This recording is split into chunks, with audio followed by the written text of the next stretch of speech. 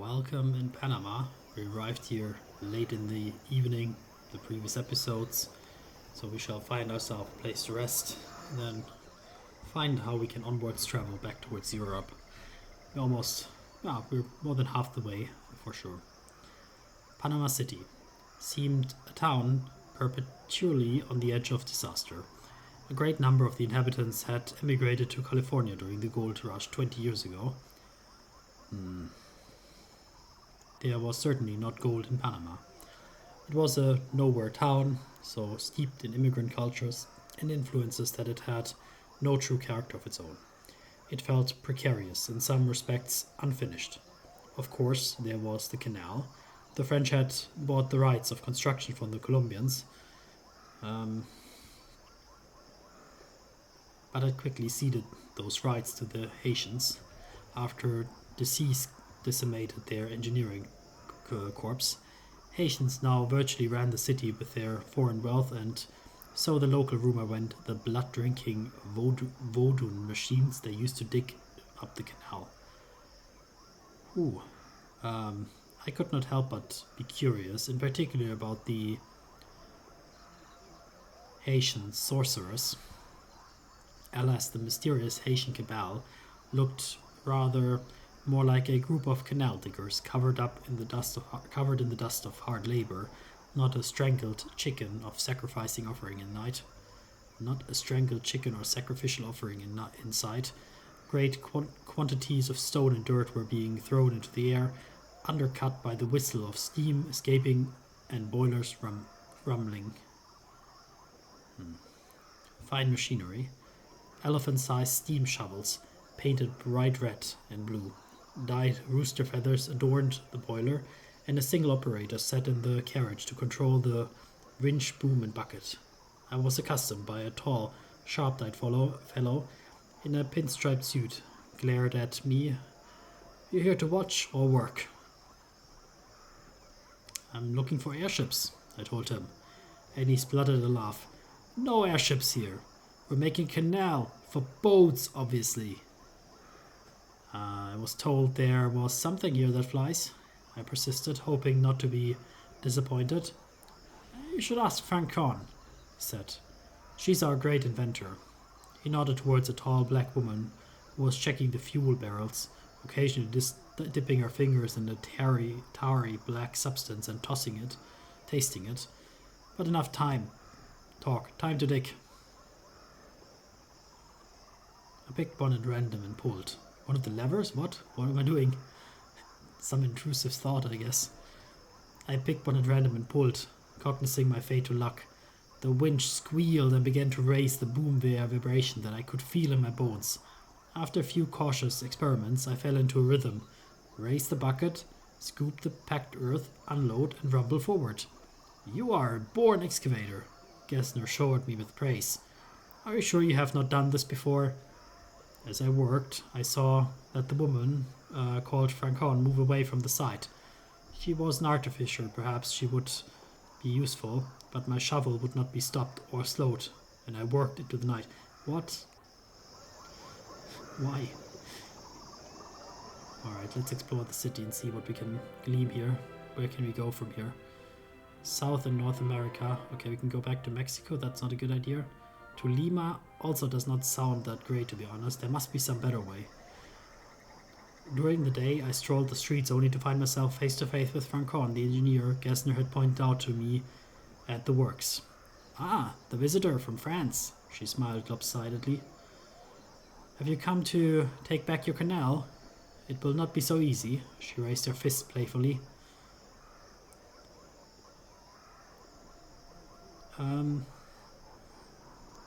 "I was told you're leaving town," I said. She nodded. "I am indeed. I have a little craft at my own devising, but it needs a few parts. You know how these things are." "What kind of craft?" I asked, intrigued. She shrugged. "It's a kind of bird," she replied, "but she is, you might say, injured at the moment." "My master and I are going around the world," I declared. "How exciting for you," she replied, though I do not think she meant it. and her eyes were moving away in the middle distance. "Perhaps we could travel with you," I asked, "when your craft is repaired." She looked at me, as though judging my character by inferring the way my parts fitted together. "As I say, I will take some time to repair, or some manpower. Time and manpower. They are both realized by one thing." "Name your price," I told her. "We have the money." She named a figure, and it made my eyes water slightly. "Well?" It was not unfeasible. I nodded. "We will consider it." "Very good," she replied. I bid Madame Fanchon goodbye, at least until we decided whether we could afford such a help as hers. I made my way back to Monsieur Fogg, only to find myself accosted by a group of Panamanian dynamite blasters. They were a mix of city boys and Choco immigrants from the villages, united by their dislike of the Haitian digging crew. They seemed keen to talk. "You made a good choice refuting the Haitian devil." Schaffel, the unofficial leader of the blaster crew, patted me on the shoulder. "Their machines drink blood." "They are merely machines." I waved away their superstition, not magical in the least. "You have not been here long. You will see." Schaffel gave me a dark look. "We are leaving Panama before our blood ends up in a vat. You should leave too if you have any sense." "We heard there are airships here." "Sanimoto," one replied. "Sorcery and black magic. We're making for Tabogina in the Amazonas." Chaffel gave me a considering look. "We may have some space for men of talent and determination." I considered the offer as I headed back to my lodgings. Men who spent their days blasting through mountains could prove to be useful travel companions if we wished to head into the interior of the vast continent. I am not so happy about heading to Bogota, and that makes not so much sense in my view. Like, to head down here, I don't know, it sounds like a distraction, to be honest. 8,000! 8,000 just to go to Port-au-Prince. Oof. 8,000. I mean, we can afford it, like, let's not kid ourselves. It's definitely a better way than going south or north, right? To go south into the jungle? Like, why? Like, we still have some days left. Like, we're on day 40 out of 80. So we're only halfway there. And we like really have good pace, so even if we take a the long way around, we still have time. But why not spend the money, right? We would then be in the Caribbean at least. Yeah, maybe. It feels okay, I guess. Worth in Port-au-Prince, so we could go there. Acapulco, so there we're not going there anywhere, so we can sell that for sure.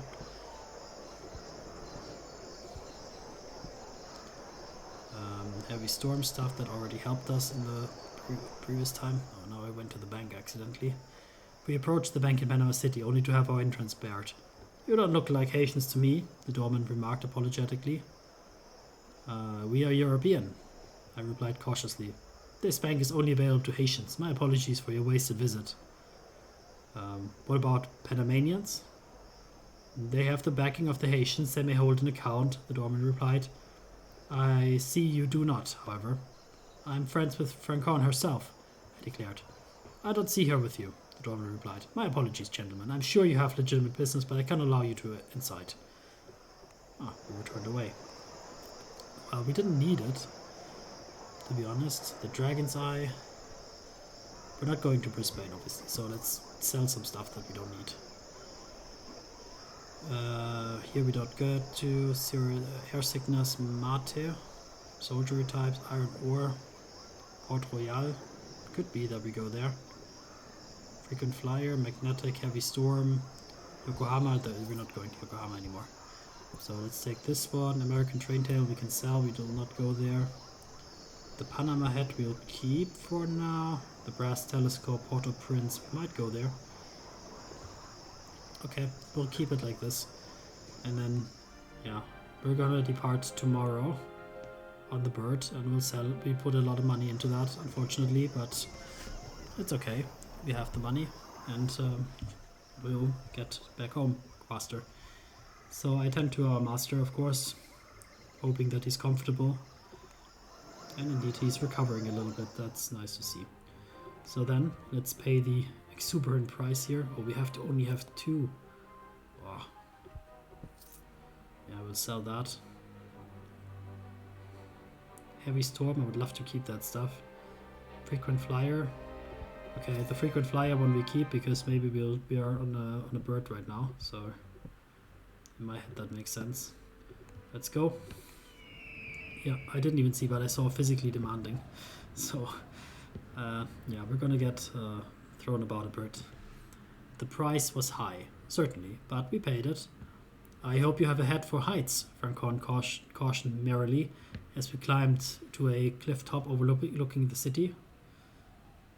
I used to be an acrobat, I replied cheerfully. And your master? Do heights upset him? Nothing upsets him, I replied, knowing it was more or less true.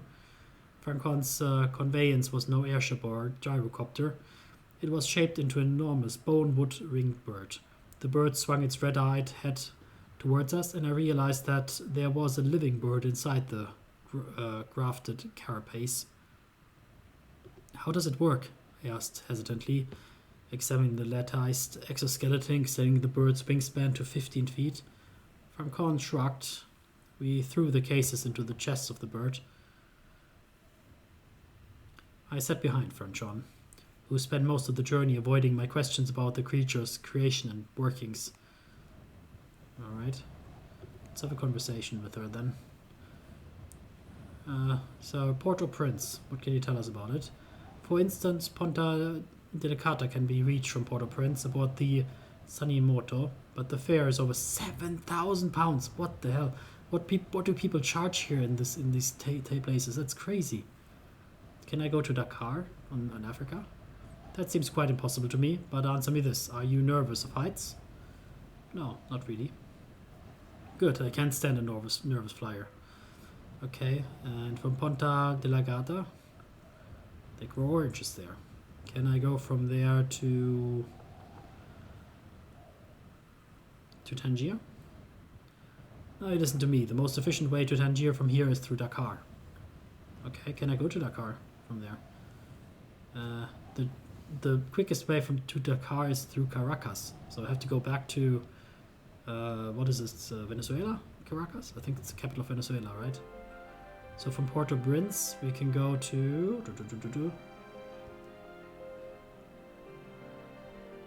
okay, that's good. That's perfect. 7,000. Okay, it's in the budget.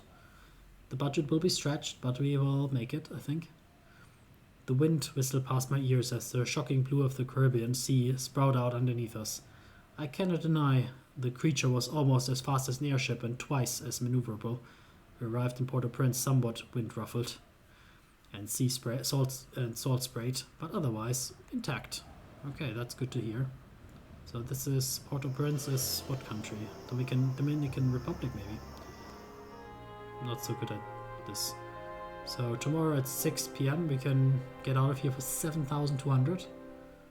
I think it's probably worth it. We are almost home back then, so it's probably worth it to instead of taking any route through Caracas, which will be insane. It's Haiti, of course. Haiti had the distinction of being the only nation in the world established as a result of a successful slave rebellion. Nearly 70 years before, the slaves and free people of color of Santa Domingue had revolted against their French masters. Perhaps one of my ancestors had been a slave owner.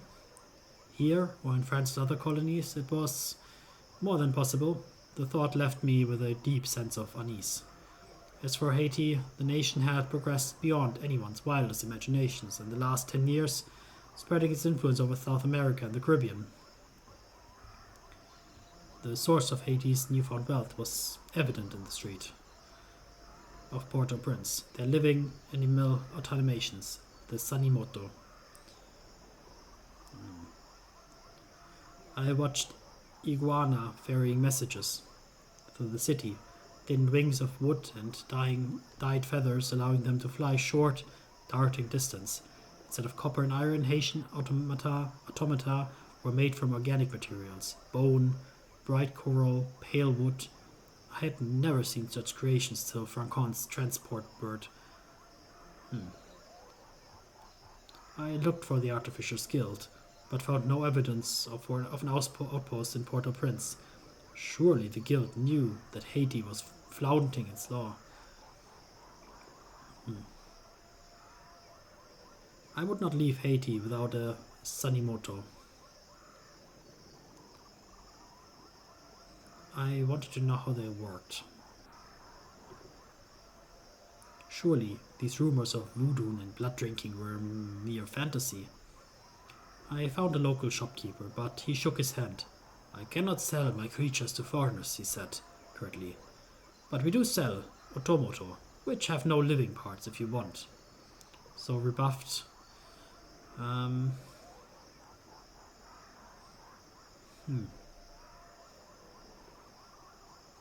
mean, ceilings out of the question. And I will talk to Franchon about it. But she shook her head. We only sell our full automoto to foreigners. We guard the secrets of creating true Sanimoto closely.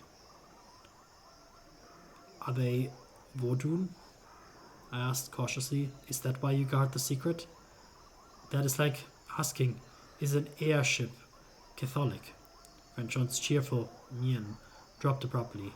We are a nation of ex-slaves, surrounded by those who hate and fear us. Haiti's bounty is nature, not minerals or metals. We do what we must.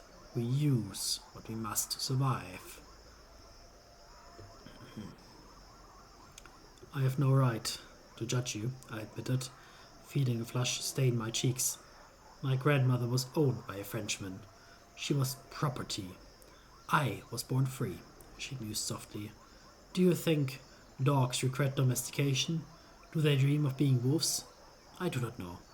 She handed me a little bone and feather automoto in the shape of a palm-chat bird. Go away, Passepartout. Forget about Sanimoto. Forget about Haiti. You do not belong here. I returned to my lodgings with the palm-chat automoto, a device of bone and feathers, squirming in my hand, Fanchon's voice still ringing in my ears. Interesting.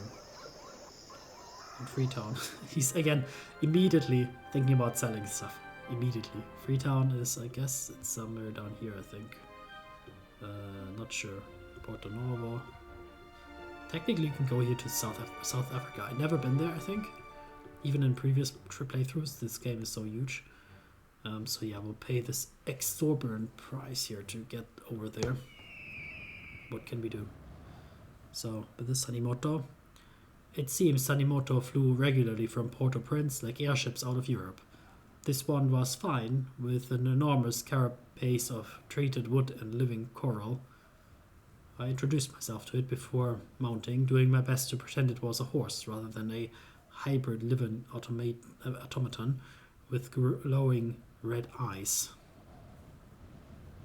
Let's read the news. Artificers Guild urges Haitian embargo. Oh, okay, so they do know about this. And our money is definitely in a bit of a dire state. We have to be a little bit mindful about how we travel, but I think it should be enough to get us back to London. The creature took us high into the air. We had flown before, of course, but never I had been so aware of the height. I would, I think, have preferred an airship. It was not comfortable with this merging of automotive power with an animal intelligence. What if it became angry, like a circus lion maiming its tamer? Still, I had few real complaints until the Sanimoto abruptly stilled and plumped towards the water, as if chasing down to the last slivers of fading sun reflecting in the ocean. What's wrong with it? I demanded in shrill alarm, though no one answered. A moment later, the creature tucks its legs and lands on the surface of the water gracefully. Sout alors. We were floating. He is a living bird still, Monsieur Dirac, our navigator told me in lecturing tones. He has carried us far today, and like all God's creatures, he has earned his rest. We will simply float all night? I shivered. The currents work in our favor, and it is pleasant to sleep suspended in the ocean. My friends, I do not know if birds snore, but let me assure you that bird sanimotos certainly do. Great, rattling, whistling snores that reverberate off a shrill ocean like a bellows. I barely slept a wink all through the cursed night.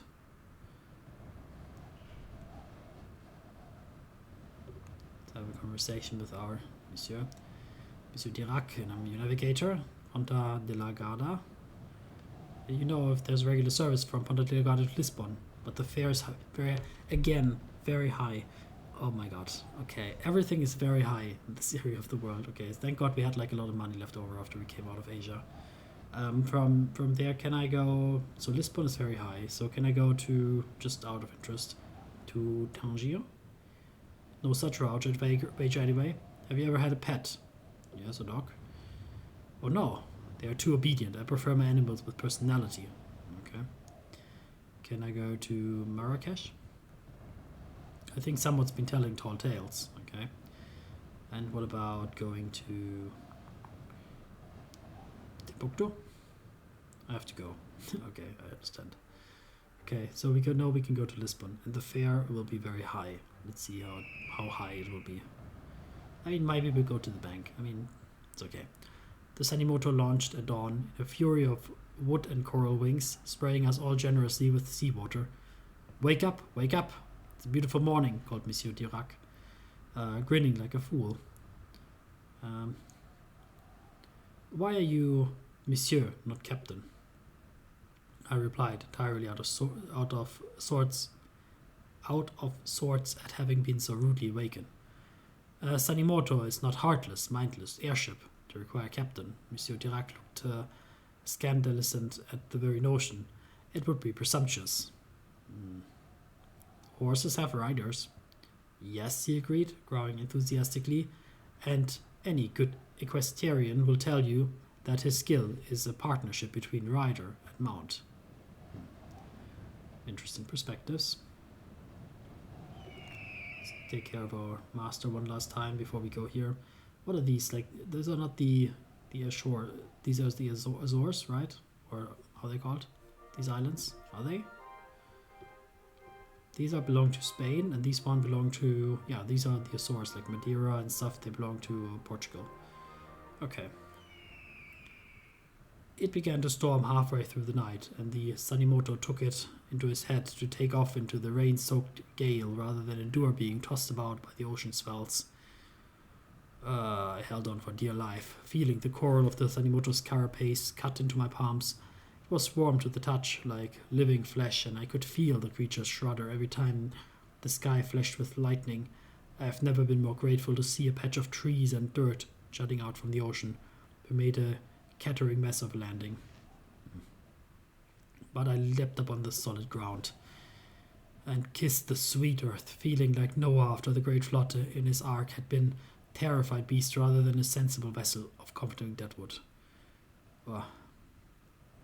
We had only just managed to make it to Ponta Delgada.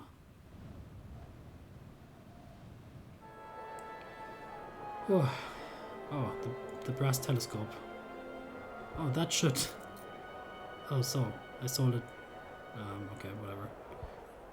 I think that was not so much valuable as I thought it would be. So hopefully we'll not go through the desert. Hopefully we'll not go through the jungle. Warm climate, cold compress. Definitely not here, I guess. I'm not sure. I mean, those things are really cheap. Just in case we go through the desert, we just will buy them, I guess. Frequent flyers. I'm not sure where we'll go. Let's take a look at the things. So what does it mean? Very high. 100. That's easy. Let's go. Let's not even delay. What are we talking about? Like, the prices are very... The guy in the airship that cost us 7,000. He said, like, the prices are very steep.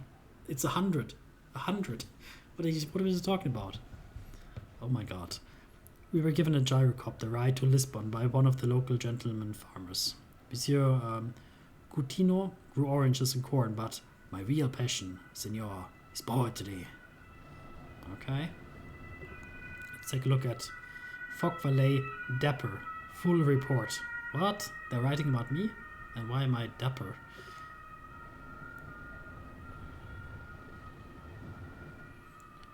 Did you know, remarked Monsieur le Pilote, that Antero de Quintal was born in Ponta de la Grada, only 2 streets from my own birthplace? I know very little of Portuguese poetry, admitted. Monsieur Cornijo nodded sagely. Of course, you consider the French tradition superior. Let me see. I suppose you prefer Baudelaire over Rimbaud. Am I right? I thought for a moment. Baudelaire, for he understands Paris. I closed my eyes.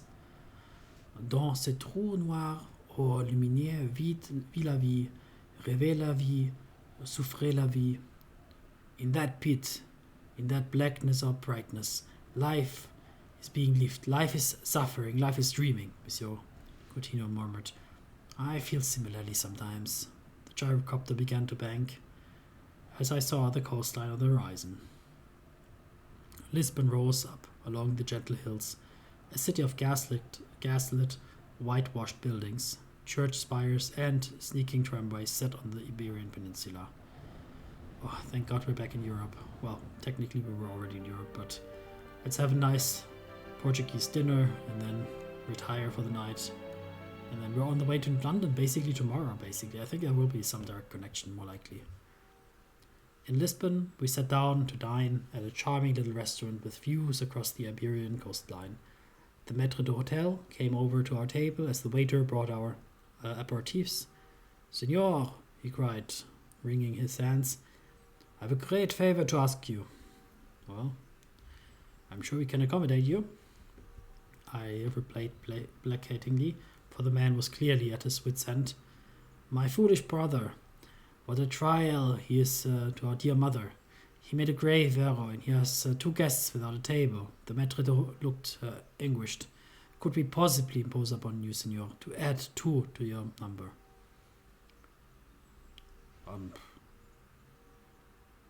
Of course you may, I declared without glancing at my master. He offered no comment, obviously trusting to my instinct on the matter. The maître d'hôtel ushered a top-hatted English gentleman and his dapper Prussian valet to our table. Okay. We were strange mirrors of each other, though Monsieur Fogg and I clearly comprised the superior, more handsome image. Our masters greeted each other and made the peculiar sorts of upper-class small talk with forms of gentle background murmur to a servant's ears. Meanwhile, the Prussian valet introduced himself as Dietrich and gave a hearty sniff as our appetizers were served. I hope the food to Herr Montgomery's standards, he remarked. Herr Montgomery is very particular. So is Monsieur Fogg, I insisted.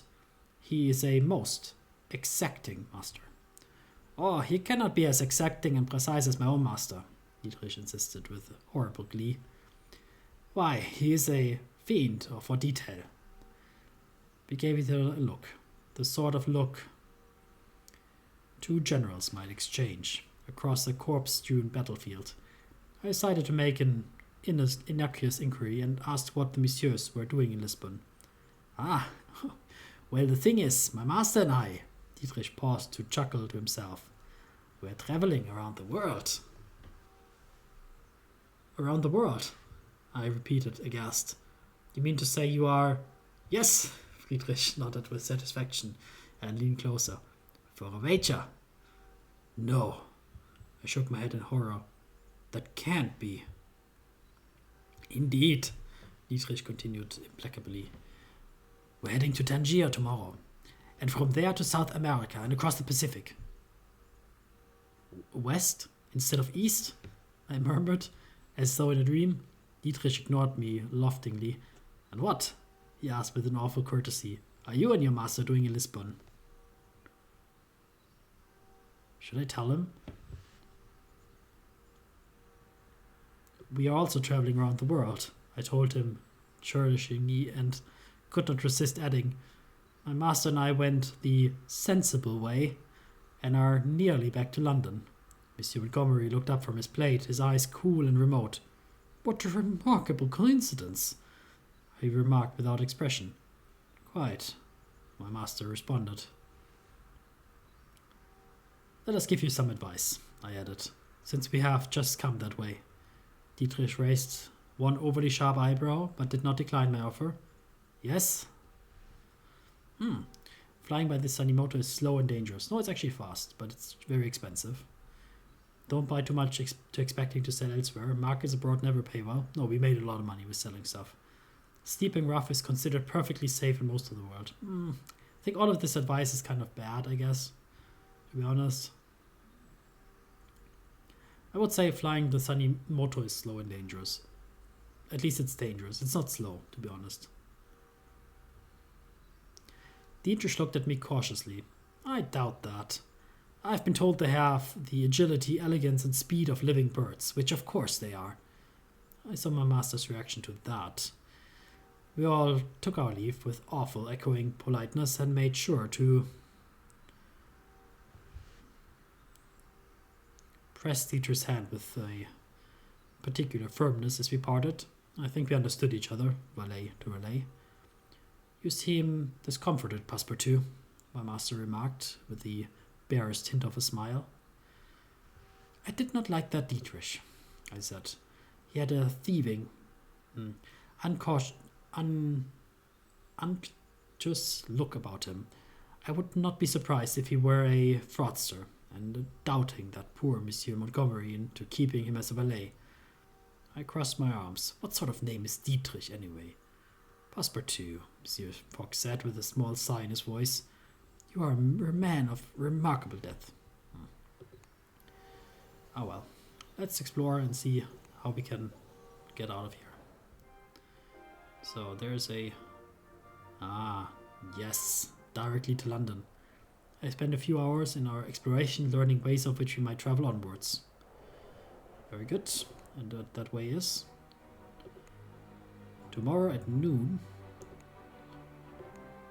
or at no charge today at noon. Well, then unfortunately we will not even go to the market. We'll just get out. Okay, we have to sell our stuff quickly. This is a souvenir. Out. Panama hat. We'll keep. Let's go. Ah, come on. Let's go. It's at 12. You see, like sometimes you have to rush in this game. It's not all fun and games. Maître de deux. So, here we are. Day 44. A little bit more than half of the time. We were very fast, actually. We left Lisbon aboard the Maître de deux, an old Torres Quevedo airship with a belly full of Algarve oranges and early season cherries. But even such juiciness could not turn my eyes from the prize. Bearing storms, side winds, pirates, fires, explosions, escaped criminals, or any other such, London was now finally within our reach. Let's take a look at the newspaper. Adventurer Fogg expected back shortly. Oh, they already know it. How would they know it? Who told them? Monsieur Fogg looked out of the observation deck window with a perfectly calm, and there was no reason to be concerned. We were safely within our 80-day window. Yes, indeed. I could not wait to stride into the Reform Club and claim our prize. I spent the remaining time ironing, which is a great solace in an uneasy soul. We tethered at the airship dock in Hyde Park, and felt, for the first time in 44 days, the feel of English soil under our shoes. At long last, we had returned to London, and in plenty of time to win the wager.